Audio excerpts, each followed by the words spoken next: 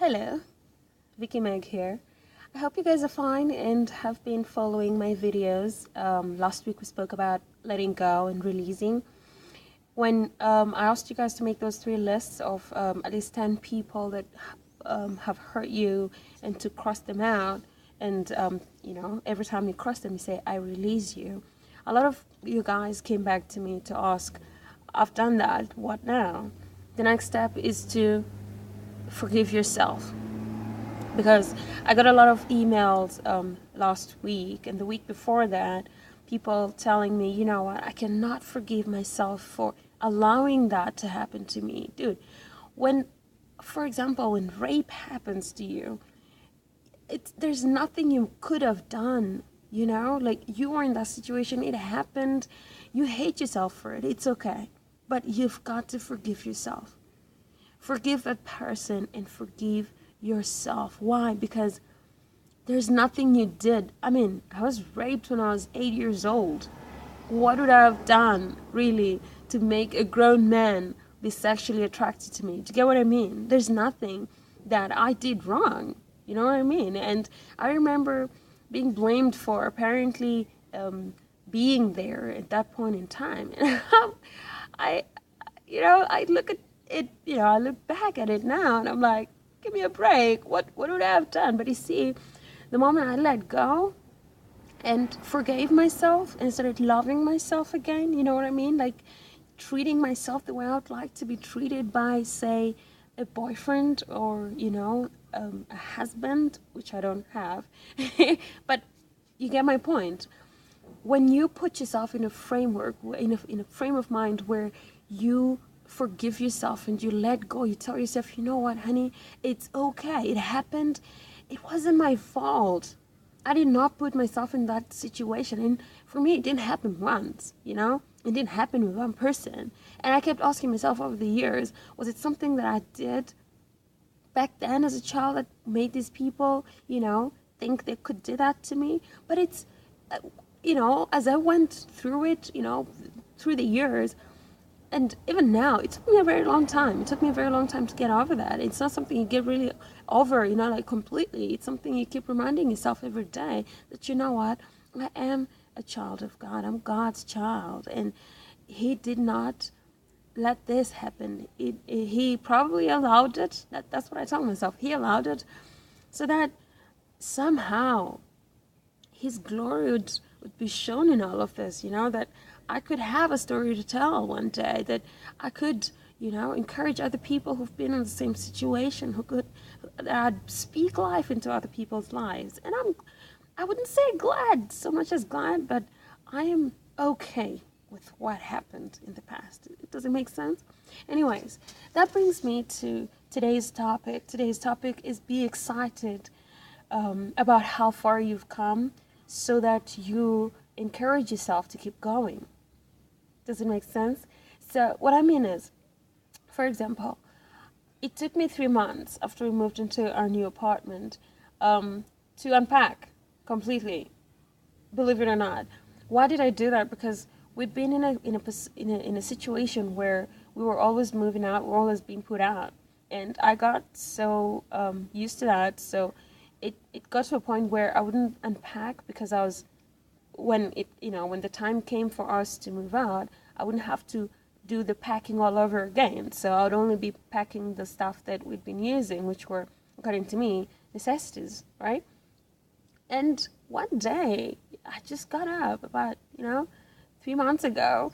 I got up and I was like, wait a minute, this is not, it's not supposed to be like this. This is wrong, right? This is not okay. It's not supposed to be like this.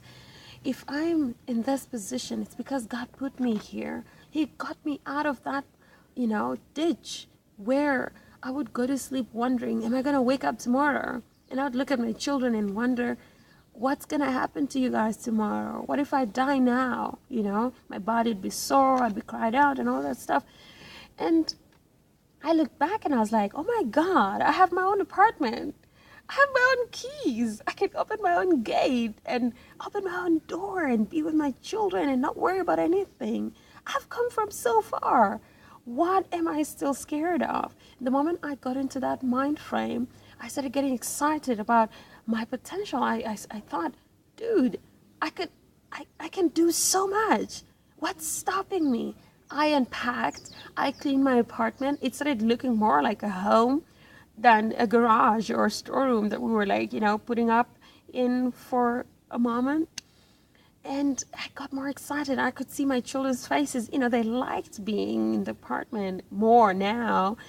And that alone got me more excited to do stuff for the future, to make plans, to actually sit down and write my goals, my short-term goals and my long-term goals, and think about insurance and what happened to me today if for example I wasn't able to work anymore, and you go out there and hustle for my children. For example, like if I go into a car accident and became disabled, for example, I would need insurance for that. I'd need something I'd need to be covered, you know what I mean? So I started thinking more, and it all drew down to me getting excited about how far I had come, and that fueled my excitement for what was to come.